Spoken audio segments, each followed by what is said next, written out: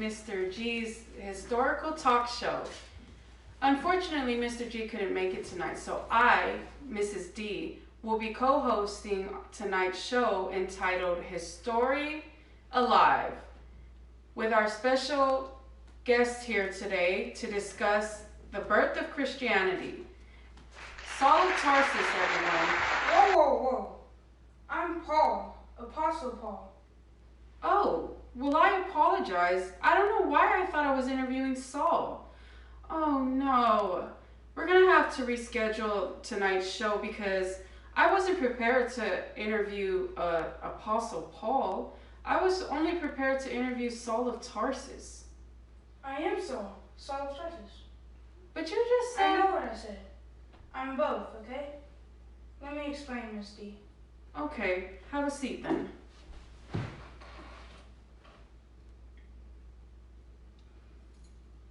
So, I was born Saul of Tarsus in 4 BCE, and Wow, that was a long time ago. Like, before ancient times, I think. Well, where were you born? I was born in Tarsus, Cilicia. Cilicia? I've never heard of that place. Well, that's because it is now known as Turkey. Oh, okay. I've never been there before, but I've heard of that place. But go on, tell us about your family then.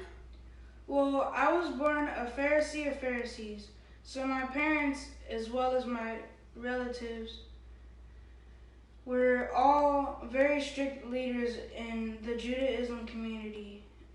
I had one brother, 2 sisters. I married once, but she passed away before we had any children. Some people think I married Priscilla, but she was my missionary partner. Plus, she was married to my other missionary partner, Achilles. But most of my life was spent focusing on religion because my parents sent me off to a school in Jerusalem at a very young age. Oh, what was the school called? The school was called Gamaliel, and it was the most noted rabbis in the school in history. What did you learn there? General education? No. The education I received was strictly on ancestral law, and it was zealous for God. Oh, interesting. But we're getting off subject now. You still haven't even told me how you're both Saul and Paul. Be patient, I'm getting there. Okay. After all that studying and completing my education of Judaism, I sought out to get rid of all Christians. I've done a lot of bad things to believers of Jesus, and I regret all of it, especially partaking in the stoning of Saint Stephen. If you can hear me, Stephen, forgive me, brother. Oh, poor Stephen. But who is this Stephen guy you're talking about? Stephen was the first Christian martyr. Wait, what's a martyr? Nothing. What's the matter with you? Just playing. But a martyr is someone who is killed because of their religion or their beliefs in something. So you stoned someone just because they believed in Jesus? That's awful. No. Trust me, I feel terrible about it, but I've turned over a new leaf. How? Please tell me, because I'm not liking you right now. Well, in those early times, persecution was common. What's persecution? Jesus H. Christ! Have they taught you millennials anything? Well, the thing about us millennials is we learn a lot when we pay attention, but we act like attention is expensive to pay. What? Never mind. Just tell us. You have our attention now. Persecution is harassing or mistreating people in a way that causes injury, suffering, or death because of their beliefs. Oh, So, like what you did to poor old Stephen. Exactly.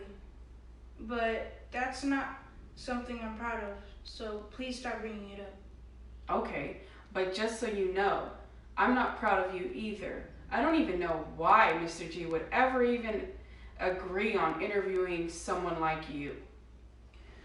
Well, when you see him, ask him for me, cause I want to know the same thing. Well, fine, I will. But you better hurry up and get to that leaf. All right, if you would let me finish without any more interruptions, I could get there faster. Finally. Now, where were we? Ah, yes. After I persecuted many Christians in Jerusalem, I wanted to broaden my persecution area for Christians, so I set out on the road to Damascus because that was the largest city in Syria. But it was there on that road that my men and I were surrounded by a bright light, and then this voice called out to me. It spoke to me. But who? It was Jesus who spoke to me. I know this because he asked me why I was persecuting him and his people. I asked him who he was, and he told me that he was Jesus. During our little conversation, he instructed me to go to the city and gave me a task, but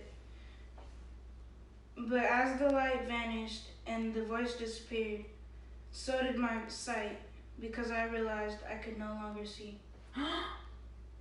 Yes, I was blind.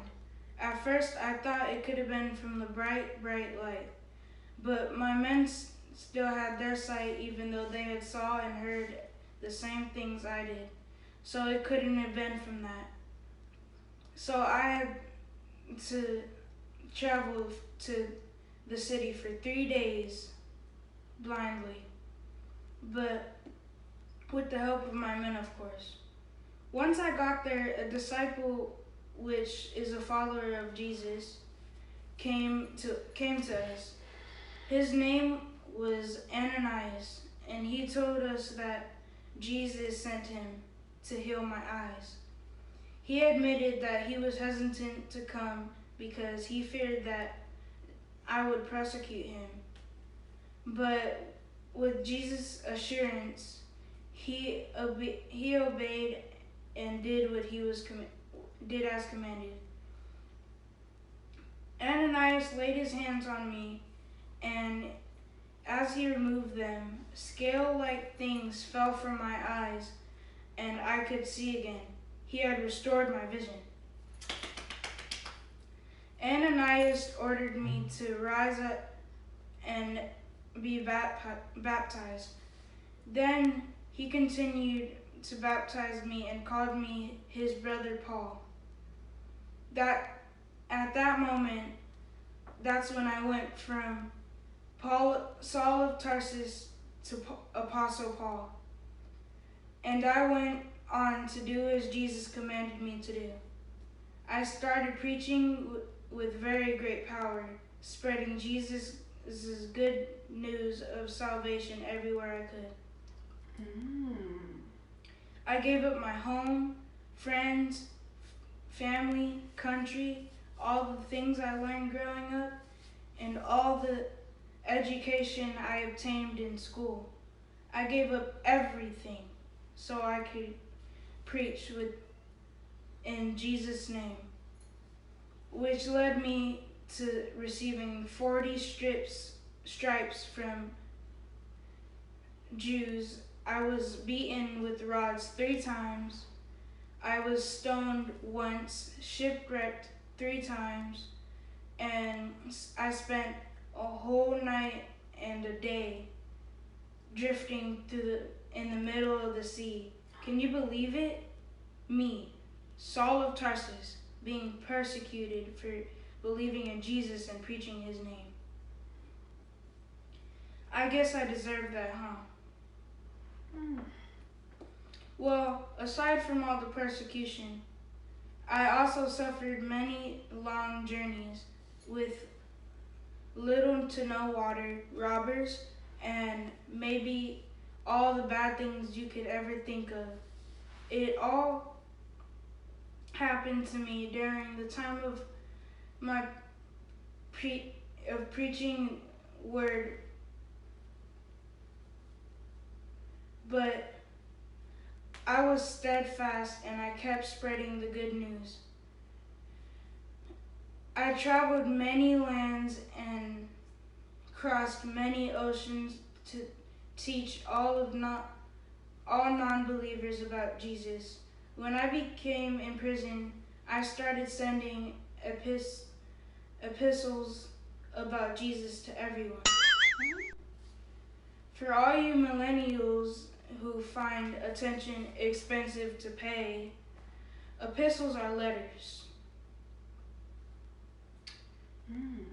But all of my preaching and teachings and epistles made a very large number of people who were Gentiles or non-believers of Christ convert to Christianity, which is why I am considered to be the most important apostle. However, when it was my time to go, I was beheaded by Emperor Nero in Rome for my faith in Jesus. So I died a martyr in 67 AD. And I'm proud of myself for that. But nevertheless, all the preaching I've done still lives on. Even today, my teachings from Jesus are still being spread throughout the world. And people are still converting to Christianity every single day. Wow, that was a lot to take in, all in one lifetime. I am impressed. You have redeemed yourself. Now I understand how you are Saul and Paul at the same time. Thank you so much for being our special guest tonight. We've learned so much. You're very welcome. And thank you all our viewers, for joining in with us tonight on Mr. G's Historical Talk Show. We hope to see you again next time.